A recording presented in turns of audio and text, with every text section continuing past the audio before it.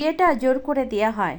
পরিবারের চাপে ও বাবা মায়ের দিকে তাকিয়ে কাউকে বুঝতে দেয়নি আমার ইচ্ছার বিরুদ্ধে বিয়ে করেছি। বিয়ের দিন রাত্রে আমার স্বামী যখন রুমে আসে ভয়ে আমি কাঁদতে থাকি। এই দৃশ্য দেখে সে ভাবে হয়তো পরিবারের জন্য। তখন সে সান্ত্বনা দেয়। আমার স্বামী দেখতে মোটা কালো, এটা দেখে আরও মন ভেঙে যায়। কলেজে সবার ক্রাশ, স্কুলে সবচেয়ে সুন্দরী, এমন নাম পেয়ে আসা মেয়েটার কপালে এরকম একজন জুটবে কখনো কল্পনাও করিনি। ভয় কাটিয়ে উঠে তাকে স্পষ্ট বলে দিয়ে আমাকে স্পর্শ করার চেষ্টা যেন না করে। অবাক হলাম, সে কিছু না বলে চুপচাপ ফ্লোরে শুয়ে পড়লো। কেমন যেন একটা খারাপ লাগা কাজ করলো। রাত প্রায় 3টা বাজে, তখন ঘুম আসছিল না। হঠাৎ শুনতে পাই হালকা কান্নার শব্দ। বুঝতে বাকি রইল না সে কাঁদছে। তখন প্রচণ্ড মেজাজ খারাপ হচ্ছিল। পুরুষে আবার নেকা কান্না কাঁদবে কেন? জিজ্ঞেস করলাম সমস্যা কি?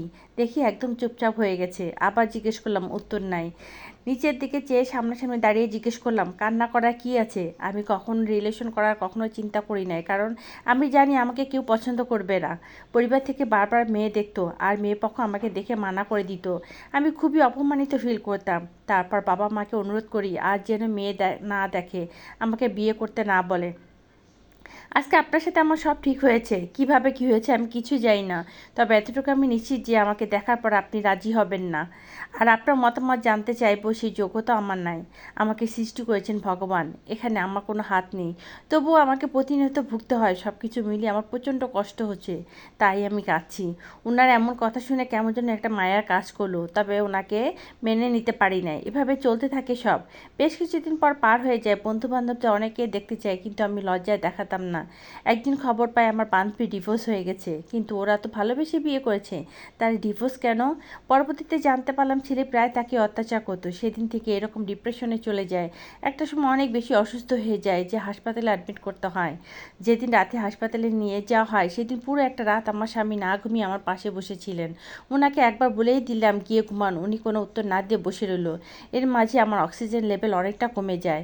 প্রায় 12 ঘন্টা মৃত্যুর সাথে ফাইট করি। এরপর যখন কিছুটা স্বাভাবিক হই, দেখি আমার চোখের সামনে সবাই আমাকে কিছুটা স্বাভাবিক হতে দেখে স্বস্তির নিঃশ্বাস ছাড়লো। কিন্তু খেয়াল করলাম আমার স্বামী বাচ্চাদের মতো কাঁদছে, সেই বাসর রাতের মতোই।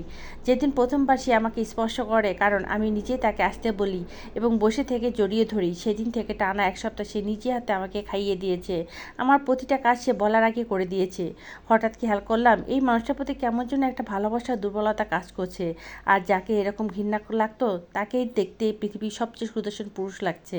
সেদিন খাওয়ার সময় আসলে হাত থেকে প্লেটটা নিয়ে আমি নিজেই খাওয়া শুরু করি। সে কিছু বলে না, মন খারাপ করে চলে যাচ্ছিল। আমি মুচকি হেসে ডাক দিয়ে বললাম, এদিকে আসেন, বসেন। এরপর আমি তাকে খাইয়ে দিলাম। সেদিনও সে আবার কান্না করে দিয়েছে। মানে এই মানুষ শুধু কাঁদেই আর কাঁদে। এরপর আমি চোখ রাঙিয়ে বললাম, আজকের পর থেকে আর কোনো দিন কাঁদতে দেখি একদম ছেড়ে চলে যাব। সবশেষে একটা কথাই বলবো, একজন সুদর্শন পুরুষ থেকে একজন দায়িত্ববান পুরুষ 1000 গুণ সুন্দর।